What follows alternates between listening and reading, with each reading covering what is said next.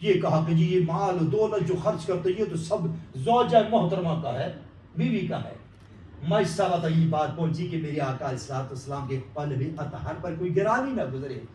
تو مجھ صاحبہ نے اور وہ جانتے نہیں تھے کہ یہ ہستی کون ہے، کہ دو جہاں کی نعمتیں ہیں جن کے حالی ہاتھ میں، اللہ اللہ اللہ، دو جہاں کی نعمت ہیں ان کے خالی ہاتھ میں۔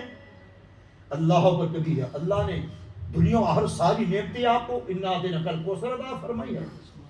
تو مائی صاحبہ نے کیا کیا، آپ نے جتنے بھی قریش تھے نا مکہ کے بڑے بڑے سردار، بڑے بڑے تاجر، ان سب کو اپنے گھر دعوت کے لیے بلایا۔ اب وہ سارے جب آ گئے نا تو ایک طرف ان کو بٹھایا اور جتنا سونا چاندی جو بھی جواہرات اور جو بھی اس وقت ان کے پاس مال تھا، چونکہ عرب کی اور مکہ کی سب سے بڑی جناب وہ تاجرہ تھی، یعنی کہ وہ سب سے بڑا ان کا بزنس تھا جو ان کو خاندان سے وراثت میں ملا تھا اپنے باپ سے۔ تو انہوں نے وہ مال و دولت کی اس طرح ڈھیر لگا دیے۔ تو ایک طرف وہ بیٹھے ہوئے ہیں سرداران مکہ، قریش مکہ، اور ادھر مال درمیان میں پڑا ہے، اور ادھر اللہ کے محبوب صلی اللہ علیہ وسلم ایک طرف تشریف فرما ہے۔ سبحان اللہ۔ تو جب سب آ گئے، یہاں تک اتنا مال اور دولت کا ڈھیر لگ گیا کہ وہ ایک ادھر سے ادھر والے کو دیکھ نہیں سکتے تھے۔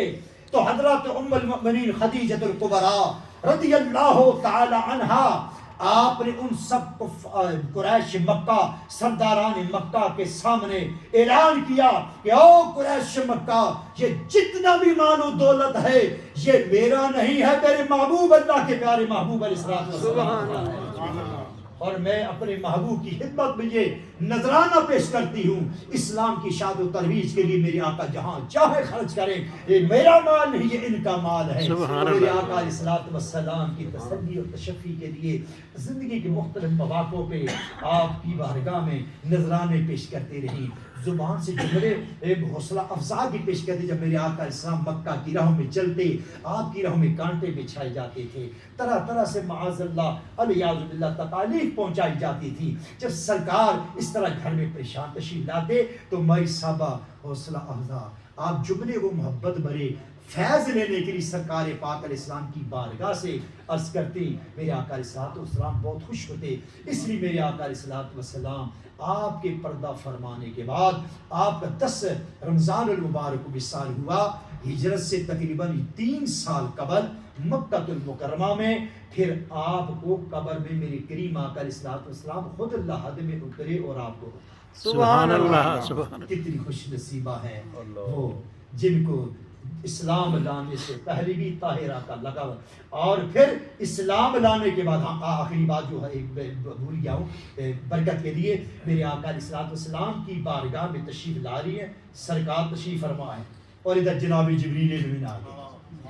کیا دینا تھا؟ سبحان اللہ۔ جبریل امین تشریف لے آئے، اور جبریل ہر وقت یہ تمنا ہوتی تھی کہ جلدی جلدی حضور کی بارگاہ میں حاضر ہو جائیں، رب تعالیٰ کوئی وحی مجھے عطا فرمائے کہ یہ پیغام محبوب کی بارگاہ میں لے جاؤ۔ بے لقائے یار ان کو چین آ جاتا اگر، جبریل امین کو وہاں سدرہ پہ چین نہیں آتا تھا، تمنا ہوتی، آرزو ہوتی، رب تعالیٰ حکم ارشاد فرمائے، وہی فرمائے تمہیں محبوب کی بارگاہ میں جاؤں، جا کے آمنہ کے لال کا دیدار کروں۔ بے لقائے یار کو چین آ جاتا اگر، بار بار آتے نہ یوں جبریل سدرہ چھوڑے کر۔ سبحان اللہ۔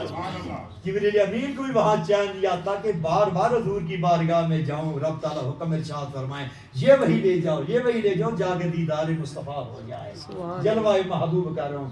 تو عرض کر رہا تھا، آپ تشریف لائے تو بھائی صاحب ادھر سے تشریف لا رہی تھی حجرے پاک کا واقعہ ہے، مائی صاحبہ کے ہاتھ میں سالن اور روٹی تھی، جبریل امین سرکار کی بارگاہ میں عرض کرنے لگے صلی اللہ علیہ وسلم، اے گملی والے آقا، یہ خدیجہ الکبریٰ ام المؤمنین تشریف لا رہی ہیں، ان کے ہاتھ میں سالن روٹی ہے، اے کریم آقا علیہ السلام، مائی صاحبہ کی خدمت میں میرے رب نے سلام بھیجا ہے۔ سبحان اللہ، سبحان اللہ۔ فرمایا کہ میرے رب تعالیٰ نے مجھے آج یہ حکم فرمایا، جبریل جا کے میرے محبوب کی زوجہ محترمہ ام المؤمنین خدیجہ الکبریٰ رضی اللہ تعالی عنہا کو میرا سلام پہنچاؤ، دنیا کی وہ عظیم خاتون ہے۔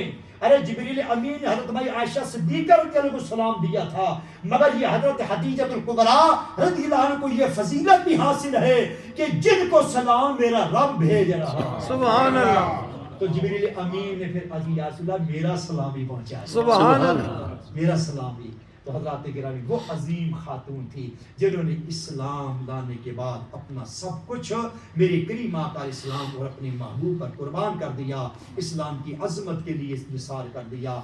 آج آپ جو یہاں تشریف فرما ہیں خوش نصیب ہیں، اور مبارک میں دیتا ہوں اپنے بھائی خطیب اہل سنت حضرت علامہ مولانا قاری محمد امین سعیدی صاحب دامت برکات العالیہ، کہ جنہوں نے آپ کے لیے الحمدللہ ایسے خوبصورت مجالسوں کا ہمیشہ اہتمام کرتے ہیں، پھر آپ بڑھ چڑھ کر تعاون کرتے ہیں۔ اس وقت دیکھو بیٹھے ہیں آپ 20-25 منٹ جو بھی آپ بیٹھے ہیں، یہ بہت بڑی قربانی ہے، یہ وقت بار بار نہیں آتا۔ خوش نصیبی ہے کہ جنہیں اللہ یہ سعادت عطا فرمائے۔ بے شک ہمارا ایمان و عقیدہ ہے کہ مائی صاحبہ کا روحانی فیض اور ان کی توجہ پاک انشاءاللہ دنیا میں بھی اور میدان محشر میں بھی قبری والی کی شفاعت کی صورت میں رب عطا فرمائے۔ تو آج آپ جو کچھ بھی ہدیہ ابھی دارالعلوم کے لیے جس طرح حضرت نے فرما دیا، حضرت نے الحمدللہ خوبصورتی سے، یہ وہ عالم دین ہیں جو اعلان کرتے ہیں تو حلق سے نیچے کرتے ہیں، ایک ذہن سازی کرتے ہیں، ایک دل سے اعلان کرتے ہیں تاکہ ان مدارس کی مدد ہو جائے